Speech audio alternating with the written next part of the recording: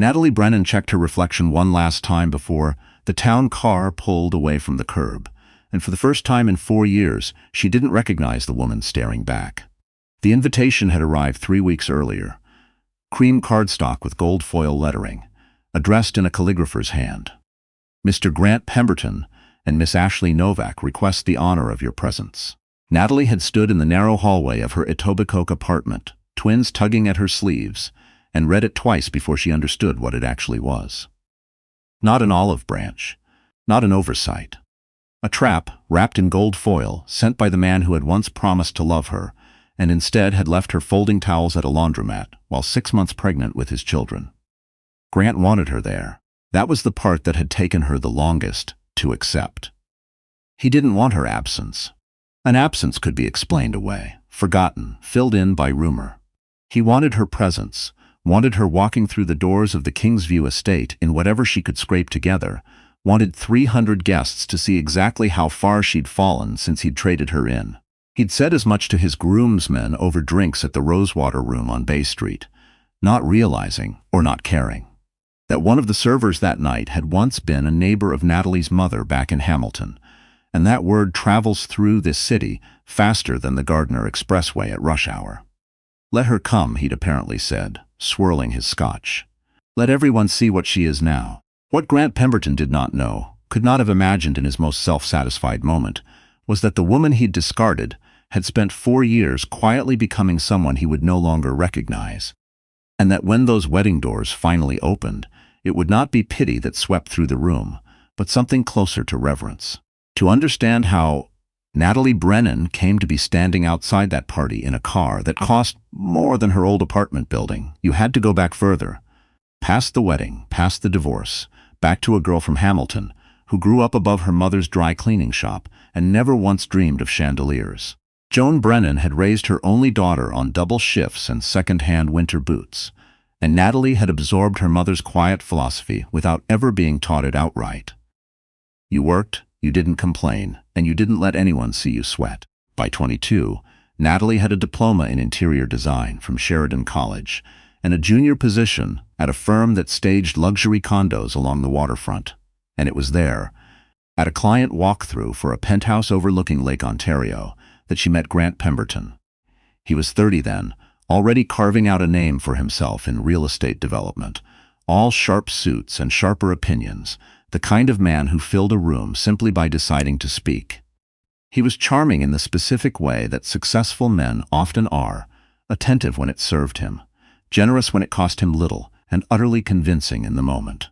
He told Natalie she had an eye for beauty that money couldn't buy, and she believed him because she wanted to. They married 18 months later at a small chapel outside Niagara-on-the-Lake, and for a while the early stretch of their marriage felt like the life Natalie had always assumed happened to other people. Grant's company grew. He acquired a condo tower here, a stretch of waterfront there, and Natalie gave up her position at the design firm to manage their household and, eventually, to support the endless dinners and fundraisers that came with Grant's rising profile. She told herself it was a partnership. She told herself her sacrifices were an investment in something they were building together. The cracks started small. A missed anniversary, a comment about her small-town table manners in front of his colleagues, a slow withdrawal of warmth that Natalie mistook, for longer than she'd like to admit, for stress. Then came the pregnancy. She remembered exactly where she was standing in their King Street condo when she told him, by the window, sun on her face, the test still damp in her hand. And she remembered exactly how his expression changed, the way pleasure curdled into calculation in the space of a breath. Twins, the doctor confirmed weeks later, and where Natalie had cried from joy in the exam room, Grant had gone quiet in the car afterward, jaw tight, eyes on the road. "Do you have any idea what this does to my timeline?" he finally said, as though she'd engineered the pregnancy as an act of sabotage against his 5-year plan. That was the beginning of the end, though it took another difficult year to fully arrive. Grant grew colder as her belly grew rounder. He started coming home later, then not at all some nights, offering excuses about deals and site visits that Natalie was too exhausted and too afraid to question closely. When she was 7 months along, swollen-ankled and struggling to sleep, he sat her down at their dining table. the one they'd bought together in Muskoka on a weekend that used to feel like the happiest of her life, and told her he wanted a divorce.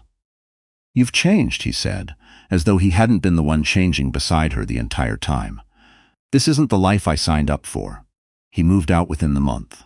The condo, it turned out, had been purchased entirely under his company's name, a detail Natalie had never thought to question because she had never imagined needing to. Her lawyer, a tired, kind woman named Douglas Kane's associate, working pro bono through a legal aid clinic in Scarborough, told her plainly that fighting for the condo would cost more than Natalie had, and that with 2 babies coming, her energy needed to go toward survival, not spite. So Natalie survived. She moved into her mother's old friend's basement apartment in Etobicoke, a cramped space with a window at sidewalk level that let in gray Toronto winter light and not much else.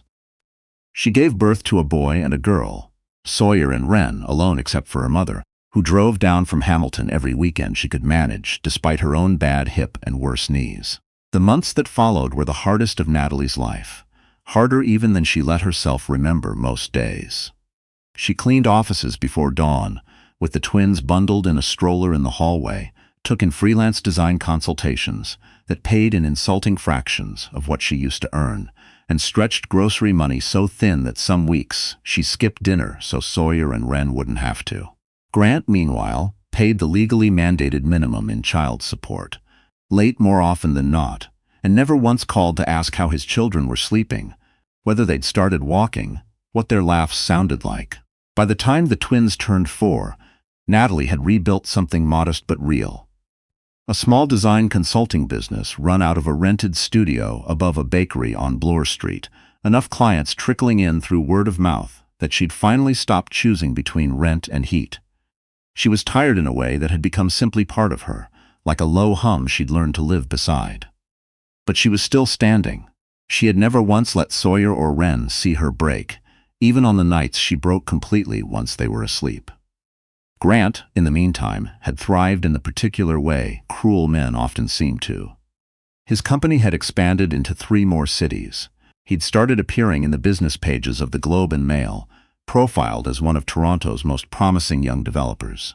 And somewhere along the way, at a gala for a charity whose board he sat on largely for the photographs, he'd met Ashley Novak. Ashley was 26, a social media personality with 500,000 followers who documented a life of brunches and boutique openings, and she looked at Grant the way Natalie once had, as though he were a door to a better life rather than simply a man. She knew vaguely about the ex-wife with the twins, the way you know about weather in another city. It didn't concern her. If anything, it flattered her, the idea of being the shining upgrade Grant so clearly believed her to be.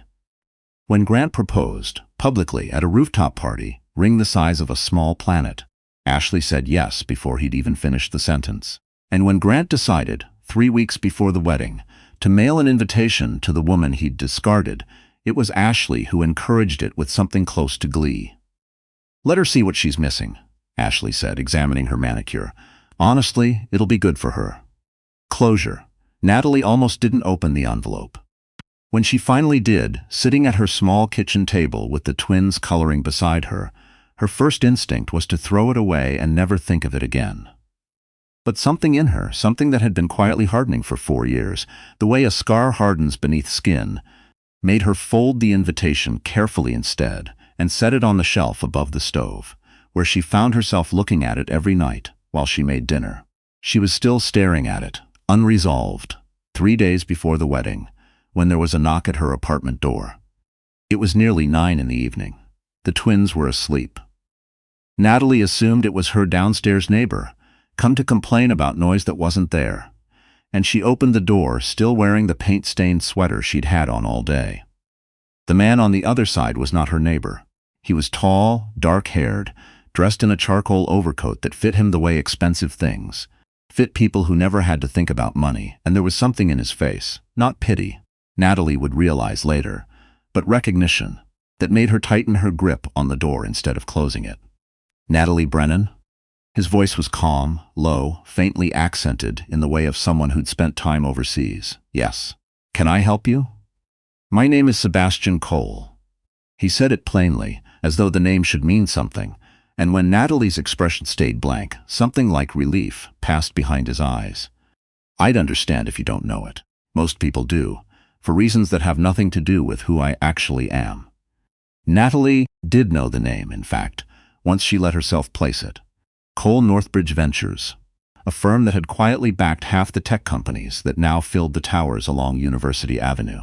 Sebastian Cole was, by any measure, one of the wealthiest and most private men in the country, a man who gave enormous sums to children's hospitals and never let his name appear on the donor wall. I don't understand why you're here, she said carefully. Because I know what Grant Pemberton did to you, Sebastian said. And because I've watched this story before, and I promised myself I wouldn't stand by and watch it happen again. Natalie felt something in her chest go rigid. If he sent you, he didn't send me. He doesn't know I exist as far as he's concerned. I'm not here on his behalf. Sebastian's jaw tightened just slightly, the first crack in his composure. My father left my mother when I was 9. For someone younger, someone he thought made him look better. She was already sick by then, and she spent the last years of her life alone because he'd convinced half our family that she was the difficult one. I couldn't do anything about that. I was a child. He paused. Years later, I watched my fiancée fight cancer for 3 years. I had every resource in the world, and none of it saved her.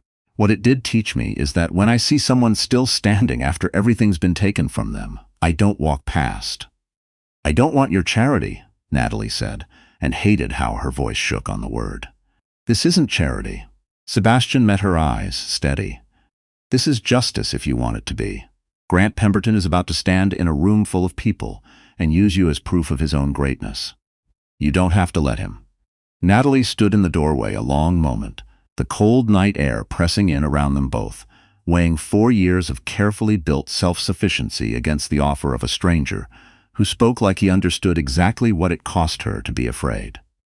I can't walk into that wedding looking like what he wants me to look like, she finally said, quiet. Not like this. Not for him to see me fall apart in front of everyone. Then don't go as his victim, Sebastian said. Go as the woman he never actually knew. I'll make sure of it. There was no theatrics in the way he said it, no performance. Just a quiet certainty that settled somewhere in Natalie's chest and refused to leave. The 3 days that followed felt suspended, unreal, the way big decisions sometimes do before you've fully agreed to make them. Natalie called Sebastian's office twice to cancel and lost her nerve both times before dialing the final digit. Her mother, when Natalie finally told her, was quiet on the phone for a long moment before saying, Your father, well, never mind him. What matters is what you decide, Nat. Just make sure it's for you and not for him. It was, Natalie realized somewhere in that quiet stretch of thinking. It had stopped being about Grant almost as soon as Sebastian Cole had said his piece at her door. It had become, instead, about a version of herself she hadn't let out in years. The one who used to believe, back before the condo and the towel and the slow years of survival, that she deserved good things simply for existing. On the morning of the wedding, a black car idled outside her building, and when Natalie came down with Sawyer on her hip and Wren clutching her hand, the whole street seemed to pause to look. Today, as Sebastian said, as he opened the door for her, his voice low enough that only she could hear, it's about you finally taking up the space you were always owed. Inside the car, a stylist waited with a rack of gowns that Natalie touched like they might dissolve under her fingers. She protested quietly at first, and then with more conviction that it was too much, that she couldn't accept it, and Sebastian only shook his head. You gave up enough for other people already, he said. Let this be something given back. The dress she finally chose was a deep emerald, the color of the lake at dusk, and when she looked at herself in the mirror mounted in the back of the car, she didn't see the exhausted woman who scrubbed office floors before sunrise. She saw someone closer to who she'd been before Grant Pemberton had taught her to make herself smaller. Sawyer, dressed in a small navy suit that made him look startlingly like a miniature businessman, clapped his hands and declared, Mama looks like a queen. And Wren, in her own little emerald dress that matched her mother's, simply reached up and touched the fabric like it was made of something sacred. A thin gold necklace rested against Natalie's collarbone by the time they neared the venue. Not flashy, just elegant, a small pendant Sebastian had produced without ceremony. "Consider it armor," he said when she asked. As the car wound along the lakeshore toward the Kingsview estate, its windows glowing gold in the early evening light, Natalie's hands trembled in her lap despite everything. She could already imagine Grant's face, the sharp comment he'd have ready, the way Ashley would look at her like something scraped off a shoe. Sebastian noticed the shake in her hands and didn't reach for them, only said, quietly, "Do you know what makes a storm powerful?" She glanced at him. "It doesn't ask permission. It simply arrives." The car slowed to a stop before the estate's grand entrance, where photographers hired for the wedding clustered near the doors, and Natalie inhaled once, steadying herself the way her mother had taught her years ago. Shoulders back, chin level, breathe. Then the door opened, and she stepped out into the golden light of the wedding she'd once believed would break her. Inside the ballroom, the celebration had reached its glittering peak. String lights hung from the vaulted ceiling like captured stars, and champagne moved through the crowd in a steady, glinting current. Grant Pemberton stood near the head table in a tailored black tuxedo, one arm draped around Ashley Novak, who wore a gown that had reportedly cost more than most Toronto condos. He was midway through a toast to his groomsmen, savoring the moment the way he savored most things, as proof of his own ascension. "To leaving the past exactly where it belongs," he said, raising his glass, and his friends laughed and drank, none of them noticing the way his eyes kept flicking toward the entrance. He'd been waiting for this all evening. The moment Natalie would walk in, wearing whatever she could scrape together, tired and worn from years of struggle, and the room would understand, without anyone needing to say it aloud, the difference between the life he'd built and the one he'd left behind. "She won't even show," one of his groomsmen said, refilling his glass. "She will," Grant said, with the particular confidence of a man who has never once considered that he might be wrong. She wouldn't be able to resist seeing what she gave up. Near the grand doors, a hush rippled outward before anyone fully understood why. A valet murmured something to the maitre d'. The string quartet faltered mid-phrase. Heads began to turn. Then the doors opened and the room exhaled all at once. Natalie stepped through first, the emerald gown catching the light with every movement, her hair swept back, her expression calm in a way that silenced whatever murmur had begun. Beside her walked Sebastian Cole, his hand resting lightly at the small of her back, his presence alone enough to send a current of recognition through half the guests. Because everyone in that room who followed the business pages knew exactly who he was, and knew that Sebastian Cole did not simply appear at other people's weddings. Behind them came Sawyer and Wren, hand in hand, wide-eyed but unbothered by the 100 faces turned toward them, walking with the easy confidence of children who trusted the adults around them completely. "Is that?" Someone near the bar whispered. "That's his ex-wife," another voice answered. "The one from the real estate scandal." "Who's that with her?" "That's Sebastian Cole. That's Cole Northbridge." "What is he doing here?" Grant's champagne glass stopped an inch from his lips. Whatever toast he'd been about to deliver evaporated on his tongue. This was not the entrance he had spent weeks imagining. There was no threadbare coat, no exhausted posture, no evidence at all of the diminished woman he'd built his triumph around. Instead, the entire room's attention had shifted, in the space of a single breath, away from the groom and toward the woman he'd once called worthless. Ashley's fingers dug into Grant's sleeve. "What is she doing here?" she hissed. "And with him?" Natalie didn't rush across the marble floor. She walked the way Sebastian had told her to walk, like a woman who had already survived the worst thing that could happen to her and had nothing left to fear from a room full of strangers. Grant recovered his composure just enough to step forward, forcing his features back into something like a smile as the crowd's attention swung toward him. "Well, well," he said, loud enough to carry. "Look who decided to grace us with her presence. My ex-wife." A pause calculated for laughter that came only thinly, uncertainly from the back of the room. How touching. He circled her the way a man circles something he still believes he owns. "Tell me, Natalie, did you borrow that dress? Or did Mr. Cole here buy it for you? Must be strange, being here after what was it? Cleaning offices in Etobicoke." A ripple of discomfort moved through the crowd. Ashley's smile sharpened, feeding on the cruelty, but several guests near the front had gone very still. "And you brought the kids," Grant added, voice dropping into something colder. "Looking for sympathy? Or did you think someone here might write you a check? Wren's small hand tightened around her mother's fingers.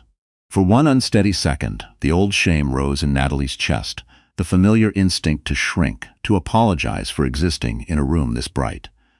Then she felt Sebastian's hand steady at her back, and she remembered, with sudden and total clarity, that she was not the same woman who had once let this man decide what she was worth. Before she could answer, Sebastian stepped forward, and something in the shift of his posture made the entire ballroom fall silent without him raising his voice at all.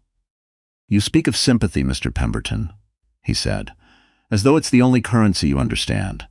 I'd suggest you reconsider what's actually being handed out in this room tonight." Grant's jaw tightened. "This doesn't concern you." "It concerns me a great deal, actually," Sebastian said, "because my firm has spent the last 8 months quietly investigating certain financial irregularities in Pemberton Development's investor filings, irregularities that trace directly back to funds diverted from your company's escrow accounts into, among other things, tonight's venue rental." A stunned murmur broke across the room. Ashley's grip on Grant's arm went slack. "That's a lie," Grant said too quickly, his voice cracking at the edges. "It's a matter of record," Sebastian said, "which is why the Ontario Securities Commission has been reviewing your filings since March, and why there are 2 investigators standing by the bar right now, who I believe would like a word with you before the cake is cut." The 2 men near the bar, unremarkable in dark suits, easily mistaken for guests until this exact moment, stepped forward, and the color drained entirely from Grant Pemberton's face. The ballroom that had, minutes earlier, buzzed with champagne and violin music, now held its breath in something closer to horror as the investigators approached the groom.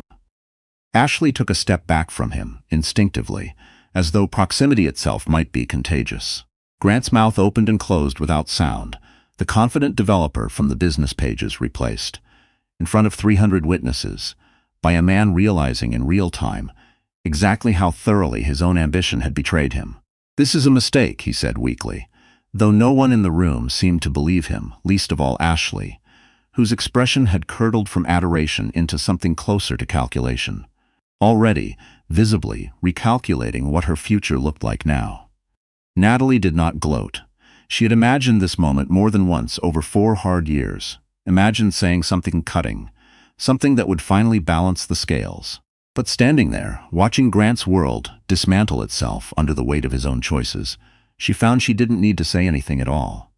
The room had already delivered its verdict, and it wasn't pity anymore. It was something Natalie hadn't felt directed at her in years. Respect. She turned, gathering Sawyer and Wren close, and let Sebastian lead them from the ballroom before the investigators finished their work, out into the cool night air along the lakeshore, where the noise of the collapsing wedding faded behind them into something distant, and no longer able to touch her. The months that followed unfolded slower than the wedding night, in the way real healing usually does. Not a single dramatic turn, but 100 small, steady ones. Grant Pemberton's fraud case became a fixture in the business press for weeks. His company dissolved under the weight of the investigation, his name mentioned now only in cautionary terms at the same galas where he'd once been celebrated. Ashley Novak's social media following thinned within the month, her captions growing quieter, her comment sections crueler, until she stopped posting altogether.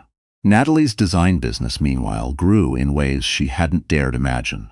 Not because Sebastian handed her clients, which he pointedly never did, but because the quiet dignity of her name in the papers, paired with the sudden public interest in her story, brought people to her studio above the Bloor Street bakery who genuinely wanted her eye for beauty, exactly as Grant once had, except this time no one asked her to shrink for it.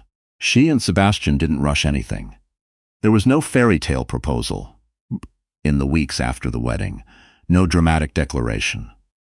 Instead, there were quiet dinners at his modest home in Rosedale, evenings where Sawyer and Wren fell asleep on his couch during movie nights, slow Sunday mornings at a diner near her old apartment, where he never once made her feel like the years she'd spent struggling were something to be embarrassed by. "Do you regret any of it?" he asked her one evening, months later, as they stood on the deck of his home, watching the last of the sunset bleed orange over the treetops, the twins' laughter drifting up from the yard below. Natalie considered the question honestly before answering. It broke something in me for a while, she said. But it also built something else. It brought me here. To them. She nodded toward the yard. To this. Together, they eventually started something Natalie had once only dreamed about in the exhausted hours after midnight feedings and cleaning shifts. A small foundation, based out of a modest office in Etobicoke, offering single mothers across the GTA access to housing support, job placement, and the kind of practical help that Natalie herself had needed most and received least. She stood in front of rooms full of women some evenings, telling pieces of her story not for sympathy, but because she recognized every time the specific exhaustion in their eyes and wanted them to know it wasn't permanent. Late one evening, long after the twins had gone to bed, Natalie stood on the back porch of the house she and Sebastian now shared, watching the sky settle into that particular shade of blue that comes just before full dark. Sebastian joined her, wrapping an arm around her shoulders, and for a while neither of them spoke. "You know what I used to think the biggest victory would be?" Natalie finally said. "Watching him fall, watching them both lose everything the way I did. And now I think the real victory was smaller than that. Quieter." She turned to look at him. "It was deciding somewhere along the way that I was allowed to rise, not for revenge, just because I finally believed I deserved to." Sebastian smiled, the kind of smile that had nothing performative left in it. "And you'll never have to doubt that again." From inside the house, Sawyer's voice called out something about wanting water, and Wren's laughter followed, close behind. And Natalie Brennan walked back inside, toward the sound of her children, carrying with her, finally, the quiet and unshakable certainty that she had built something no one could ever again convince her to be ashamed of.